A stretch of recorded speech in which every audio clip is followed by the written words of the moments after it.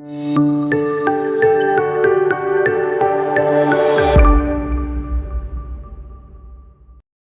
ఇప్పుడు బిఫోర్ ఎపిసోడ్‌లో చెప్పినట్టు లైక్ స్మాల్ కేసే బెటర్ అని అంటున్నారు.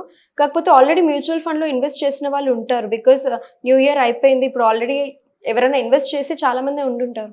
అయితే మ్యూచువల్ ఫండ్ నుంచి కాకుండా లైక్ స్మాల్ కేస్‌లో ఇన్వెస్ట్ చేయాలి అని అనుకుంటే ఎందుకు ఇది ఇంత బెటర్ అని అంటారు? ఎందుకు అంటే మెయిన్ రీజన్ 3 ఉన్నాయండి. ఒకటేంటంటే మ్యూచువల్ ఫండ్స్‌లో మనం చాలా మంది ఇన్వెస్ట్ చేసేది ఏంటంటే చాలా మంది ఇండెక్స్ ఫండ్స్‌లో ఏస్తారు.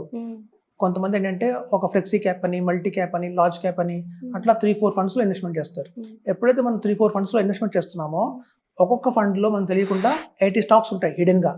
సో 80 ఇంటూ 5 ఫండ్స్‌లో వేసినా కూడా 400 స్టాక్స్‌లో మన అమౌంట్ వెళ్తుంది. సో ఎప్పుడైతే మనం పెట్టే ఆ ₹10,000 పర్ మంత్ ఎస్ఐపి కావచ్చు, ₹20,000 పర్ మంత్ ఎస్ఐపి కావచ్చు, మనకు తెలియకుండా 400 స్టాక్స్‌లోకి వెళ్తుంది. ఆ 400 స్టాక్స్‌లో కొన్ని సేమ్ ఒక ఫండ్‌లోనే ఉన్న స్టాక్సే రిపీట్ కూడా అవుతాయి కొన్నిసార్లు. సో అలా కన్సిడర్ చేస్తే కూడా ₹300 స్టాక్స్ అయితే మినిమం ఉంటాయి. సో అంత స్టాక్స్‌లో వెళ్తున్నప్పుడు ఏమవుతుందంటే మన అమౌంట్ గ్రో అవ్వదు. ఎందుకు అంటే చూడండి, ఎప్పుడైతే బుల్ ర్యాలీ వచ్చినా కూడా, బుల్ రన్ వచ్చినా కూడా అందులో ఆల్మోస్ట్ 50 స్టాక్స్ మంచి రిటర్న్ వస్తాయి. 250 స్టాక్ పెద్ద రిటర్న్ రాదు. కాబట్టి అనవసరంగా అన్నెసరీ స్టాక్స్ మనం కొనుక్కుంటూ వెళ్తున్నాం. సో అక్కడ ఏంటంటే ఫండ్ మేనేజర్ కూడా ఏంటంటే కంట్రోల్ ఉండదు. ఎందుకంటే ఓవరాల్ ఇండియా మీద హ్యూజ్ కార్పస్ వస్తుంది ఎస్ఐపి రూపంలో. ఒక్కొక్క ఫండ్లో చూస్తే 10,000 crores ఉంటాయి. మరి ఆ 10,000 crores మనం ఇన్వెస్ట్ చేయాలి అంటే స్టాక్స్ పెరిగిపోతూ ఉంటాయి. సో వేరే స్మాల్ కేసులో అలా ఉండదండి. స్మాల్ కేసులో 12,000 crores, 12,000 కూడా ఉండదు, జస్ట్ 1,200 crores, 600 crores చిన్న టికెట్ సైజులు ఉంటాయి ఇందులో. సో వాల్యూమ్ ఎప్పుడైతే 600 crores, 500 crores ఉందో ఈజీగా ఉంటుంది ఫండ్ మేనేజర్ హ్యాండిల్ చేయడం.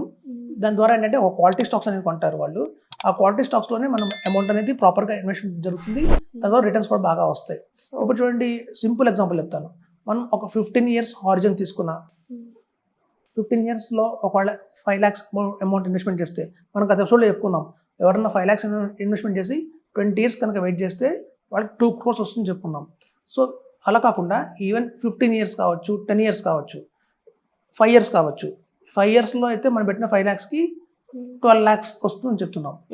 అదే కనుక ఇంకొంచెం 15 years దాకా వాళ్ళు కొనసాగిస్తే కొంచెం 75 lakhs దాకా వస్తుందని చెప్తున్నాం. సో మీకు అదే కనుక ఎస్ఐపి రూపంలో వెళ్తే మన అమౌంట్ కూడా చాలా ఎక్కువ ఇన్వెస్ట్మెంట్ చేయాలి. ఒక సింపుల్ ఎగ్జాంపుల్ అండి, ఇప్పుడు మనం చూడండి, హైదరాబాద్లో మల్టీ స్టోరీ బిల్డింగ్స్ వచ్చాయి, 20 floors బిల్డింగ్లు వచ్చాయి. ఈ 20 floor బిల్డింగ్స్ అంటే 20 years అనుకుందాం సపోజ్, ఫర్ ఎగ్జాంపుల్ కింద 2 ఆప్షన్స్ ఉంటాయి. స్టెప్స్ అని ఎక్కి వెళ్ళొచ్చు, లిఫ్ట్ ఎక్కి వెళ్ళొచ్చు. స్టెప్స్ ఎక్కడం అంటే మ్యూచువల్ ఫండ్స్లో ఎస్ఐపి స్టెప్స్ ఎక్కడం లేట్ అవుతుంది.